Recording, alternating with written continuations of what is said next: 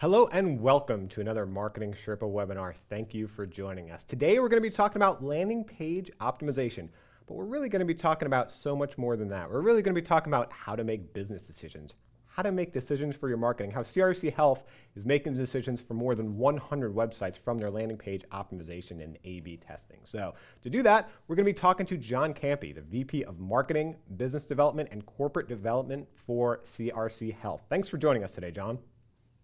Thanks, Daniel. Good to be here. So John is out in Cupertino, California. I am Daniel Burstein, the Director of Editorial Content at Mech Labs. I'm here at our headquarters and studio in Jacksonville Beach, Florida. And I mentioned Cupertino because in the pre-call, John was telling me how he's right next to Apple Computer and has an IT background. So I know we always have a lot of IT questions. Don't feel like this is just about healthcare. If you have any IT questions, B2B questions, and really what John did at the core of it, it's questions about learning more about your customer. If you're not familiar about Marketing Sherpa webinars, let me give you a quick primer. This is a little different than other webinars. We are not giving a presentation today. We are certainly not trying to sell anything. We are asking a very high-performing marketer, that would be John, not me, lots of questions, lots of your questions. We got questions when you registered for this webinar. We have many questions, but you can ask questions live on the line now too. You can use the Ready Talk function. Right there, you can ask questions through the Q&A of Ready Talk. You can also go to hashtag Sherpa Webinar on Twitter and ask your questions. I will pose them to John. On hashtag Sherpa Webinar, you can not only ask your questions, but you can share what has worked for you with landing page optimization and A/B testing. You can find peers from around the world to run tests by. Great way to network. Hashtag Sherpa Webinar.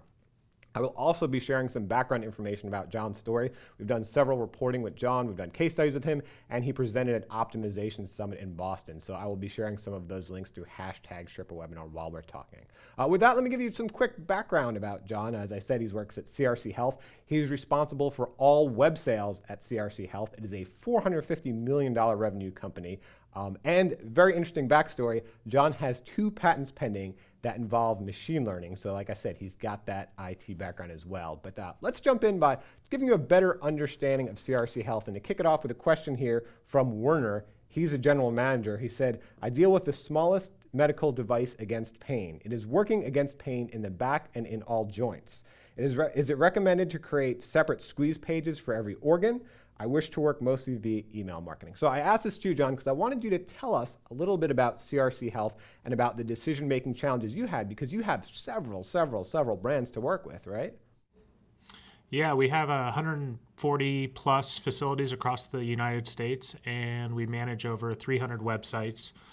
Only about 140 of those are for the facilities, but then we have these marketing sites, and we deal with everything in behavioral health, from drug addiction and alcohol addiction to eating disorders, all the way through to behavioral disorders. So it's a quite broad spectrum of facilities and services that we offer in terms of marketing.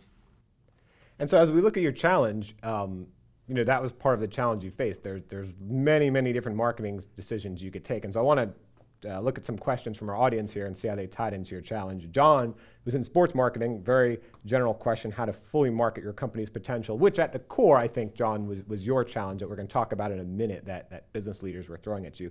But I wanted to dive into this question from Paula. She's a UX consultant. She says, how are you able to convince management on the value of A/B testing for the first test? What are the most important things to test on the page? So John is in a unique position in that he is part of management. So I wanted to, John, get your answer to the question in terms of how would you want someone to present testing to you now that you're aware of it? If you had a marketing manager, marketing director, how would you want them to come to you and say, hey, I need budget for A/B testing. This is really helpful stuff. Yeah, I think the interesting thing, or the way to present it and to pull the marketer out of their world, is executives don't want to hear about A/B testing. You're talking in a language that they thoroughly understand. I can promise you most executives understand probability and understand statistics and understand how A/B testing works. They may not understand it on the web, but they understand the concepts. They didn't get to where they are by not understanding that. But when you dive into that language, they start to tune out. They just go, what are you talking about? So, it's similar to what you have on the slide. That's what I would always get the question of is, should we spend more money? The way I feel that you get the best results by going after A/B testing is either pick something that you want to test and say, hey, look, we would like to try this idea. Here's roughly what it costs. Don't even get into the A/B test. But the biggest, or if you can, the biggest impact is show the result of an A/B test.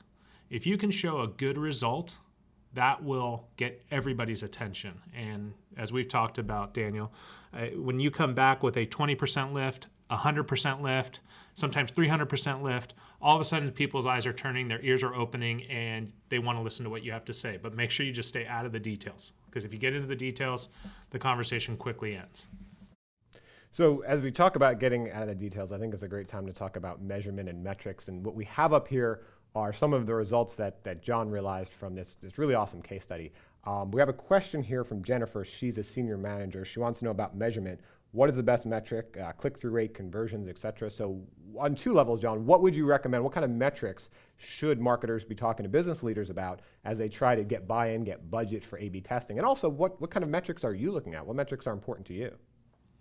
Yeah, that's a great question, and it varies. So the most important metric I feel is to talk about either profit or revenue, and it depends on the organization and where your leaders are focused and kind of how the organization is run.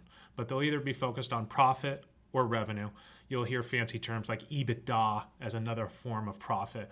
So I always start there because those are hard dollars that finance understands, the CEO understands, any marketing leaders understand. They all get that.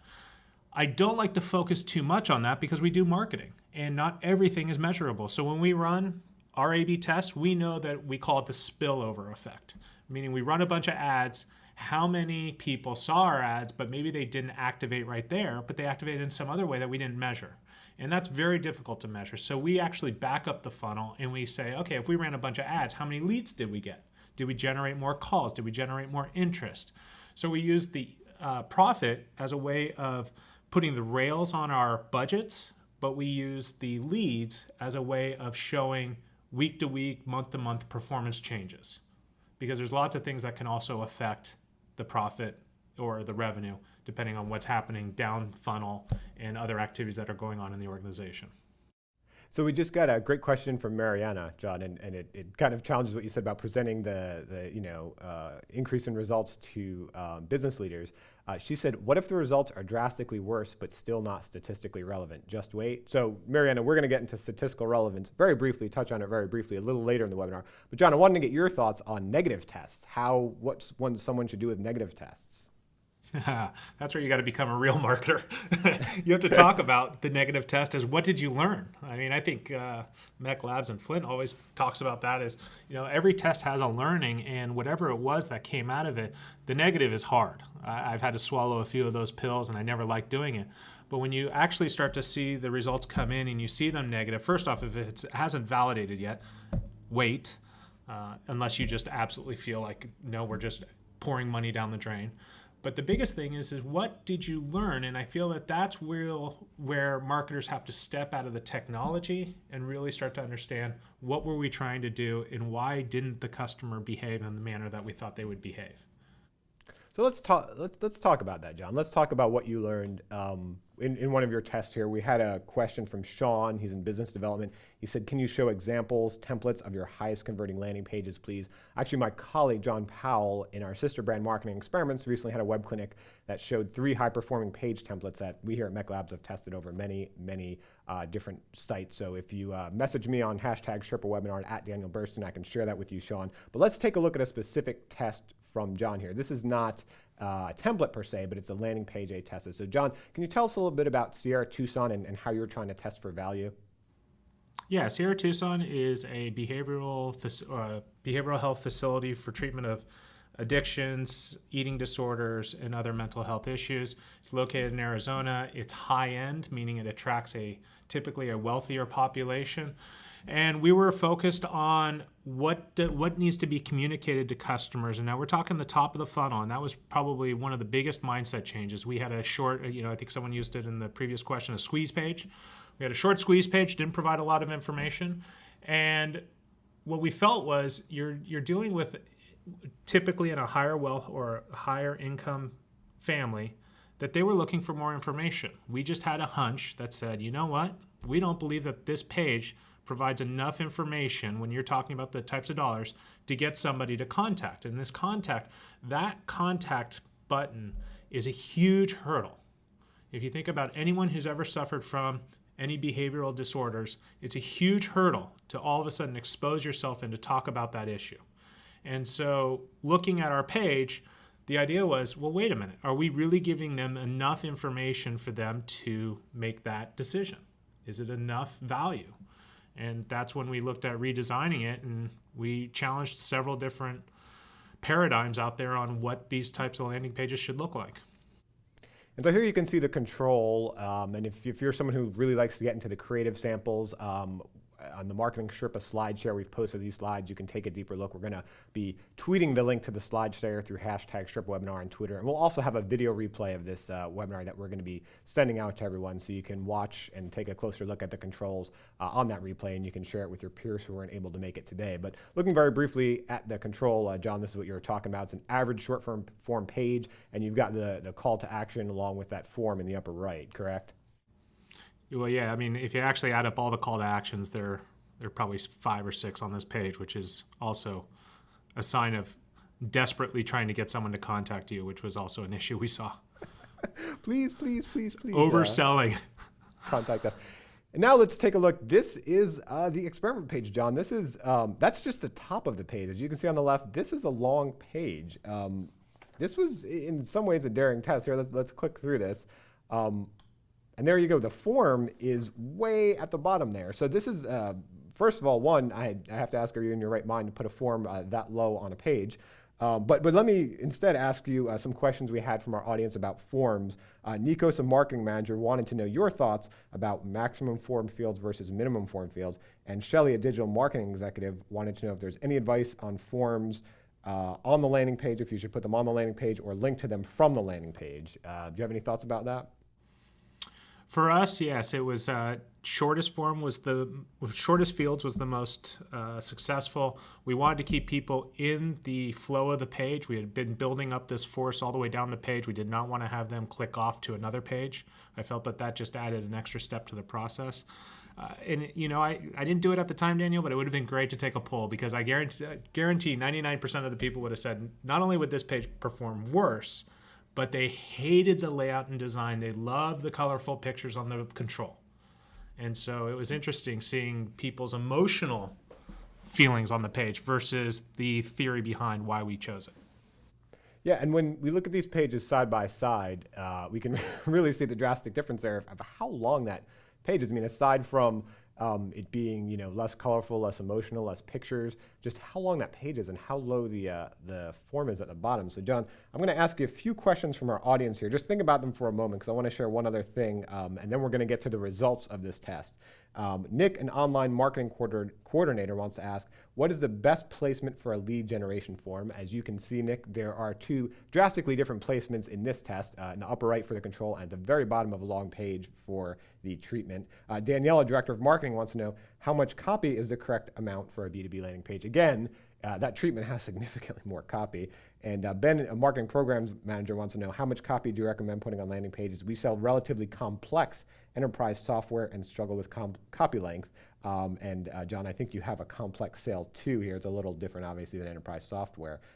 Think about those for just one moment. We're going to get to the results in just one moment. But first, I want to tell you, the audience, about Lead Gen Summit, which is coming up end of September, beginning of October in San Francisco. You can learn more at mechlabs.com/sanfran. We are fortunate enough to have John Campy with us for Lead Gen Summit. What you're looking at, these slides here, something that John presented at Optimization Summit. He let me interview him on stage, ask him tons of questions about this.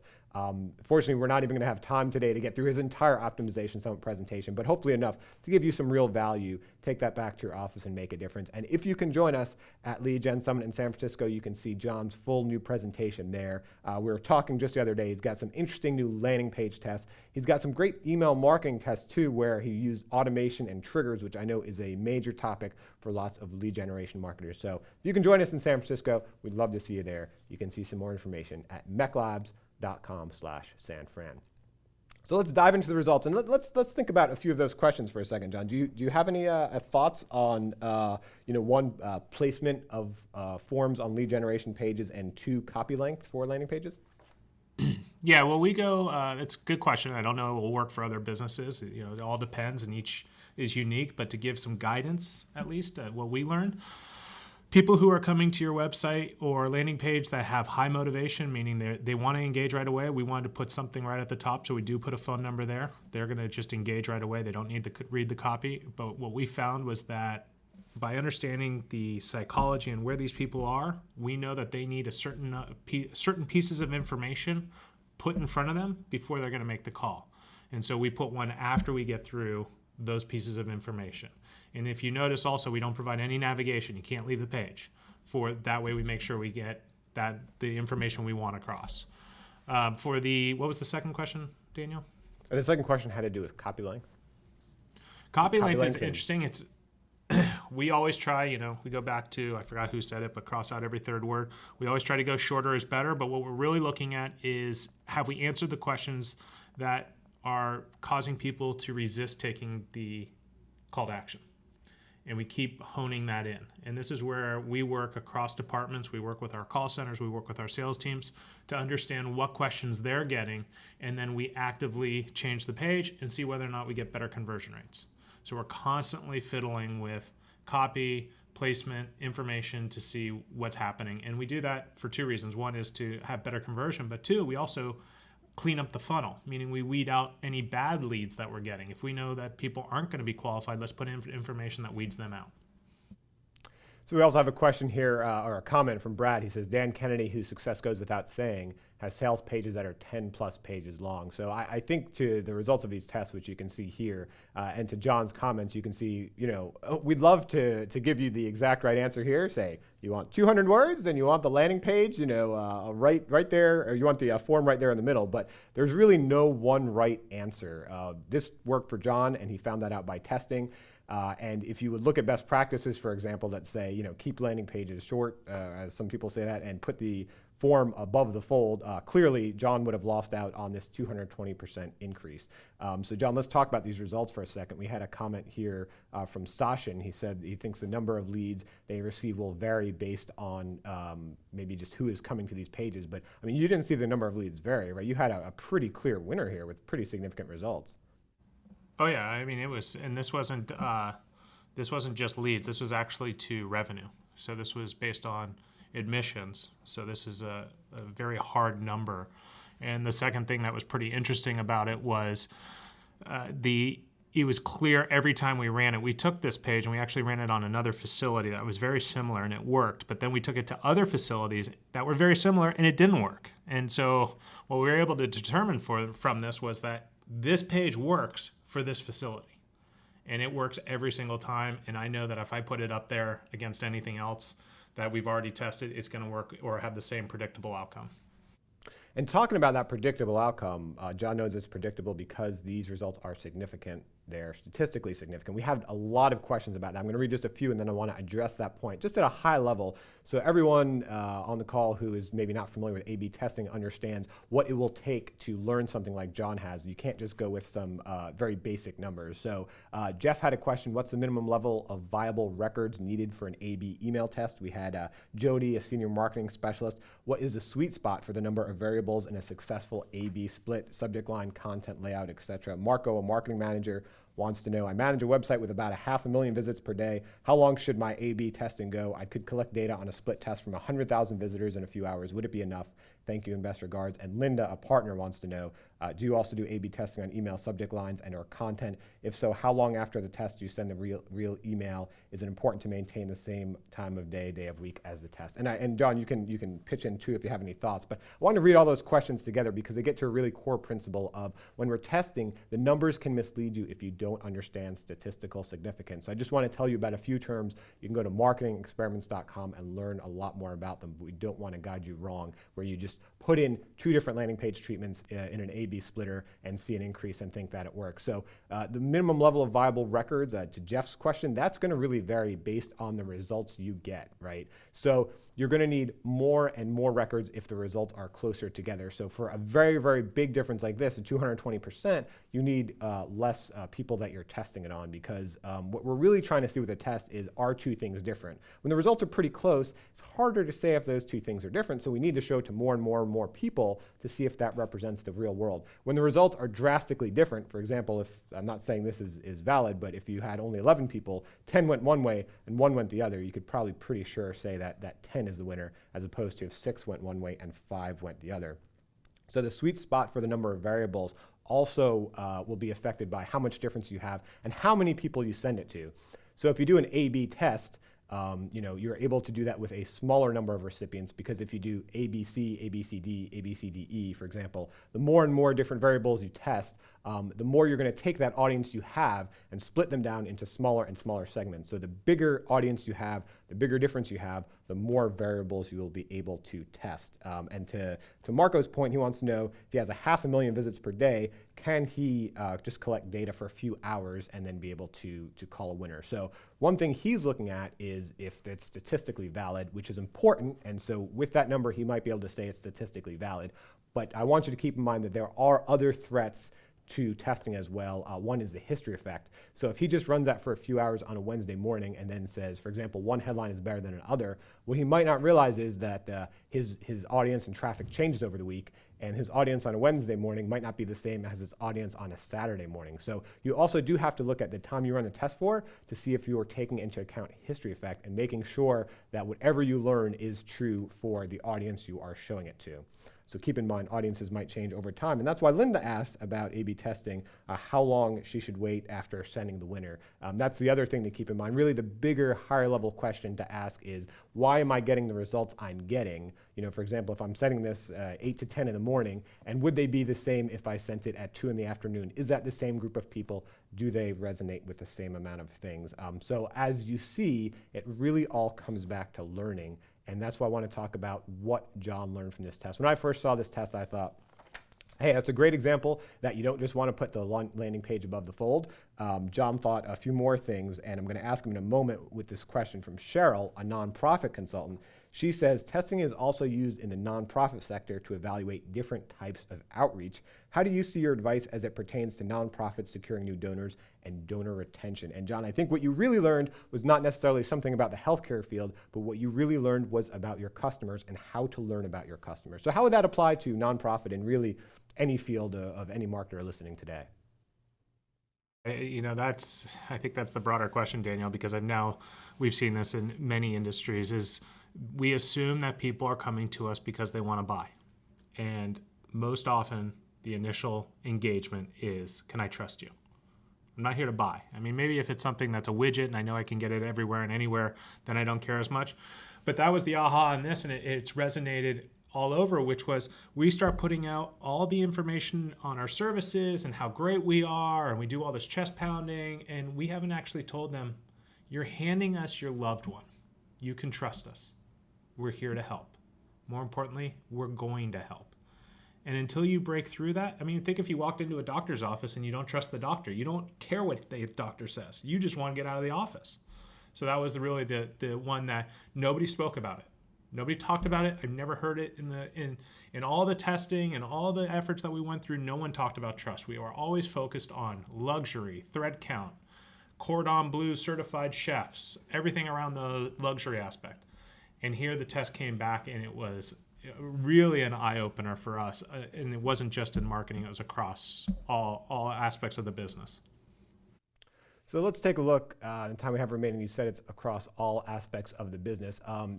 What you learned from this test also helped with your pay-per-click advertising. So you want to tell us a little bit about what you were doing with your pay-per-click advertising? Yeah, similar. We break our pay-per-click. The highest level, we have 2 types of categories: branded, non-branded, meaning are we using the facility name or not? They are local facilities, or they have a local name, presence, brand, all that. And what was really interesting was how we were putting the ads out there. If you look at the left ad and you look at the right ad, Sierra Tucson Care Center, considered a top recovery clinic, very chest-pounding company out. I don't exactly know what top means, but that's what it was. Get a free assessment, call now. I love the call now with the exclamation point, because it's, if you don't, I don't know.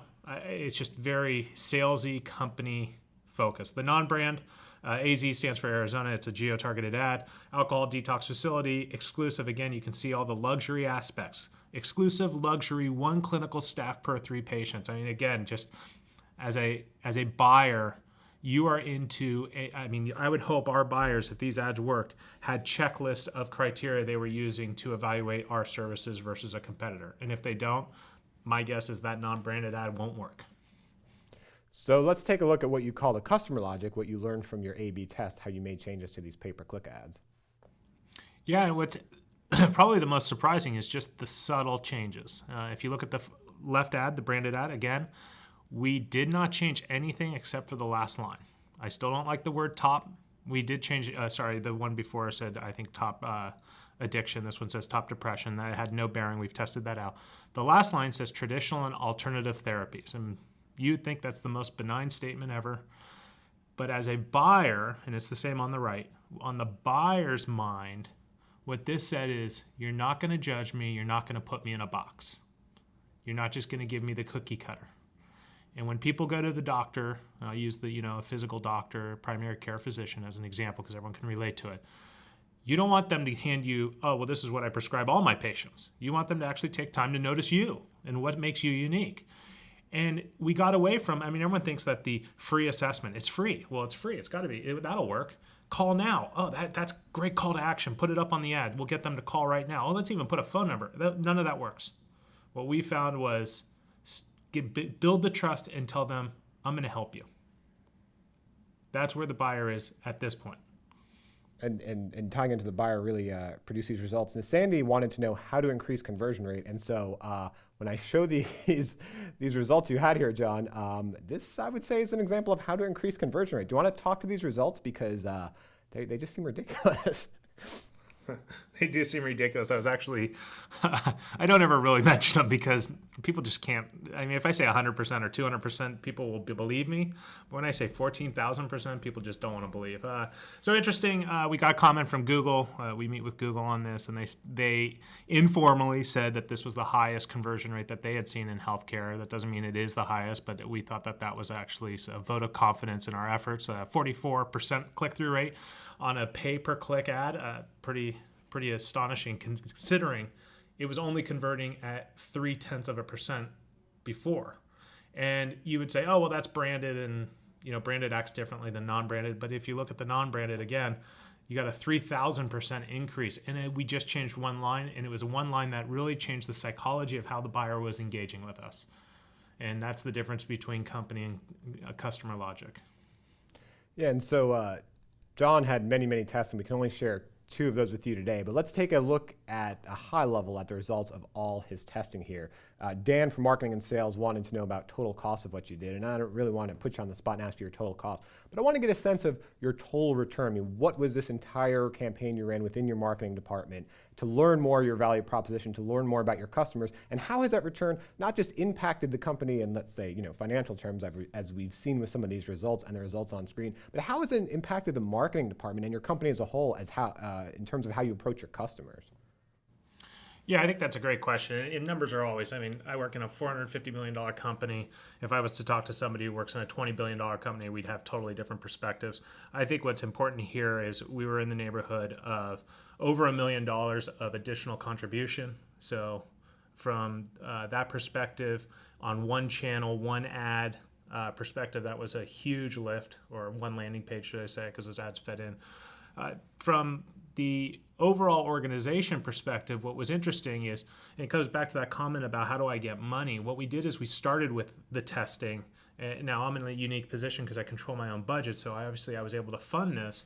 But what I was able to do is gain a lot of support because we were able to show such dramatic increases. And your increases, whether, I hope to God they are all the same as that. But if they're not, even at 20%, most businesses are not growing at 20% in this economy.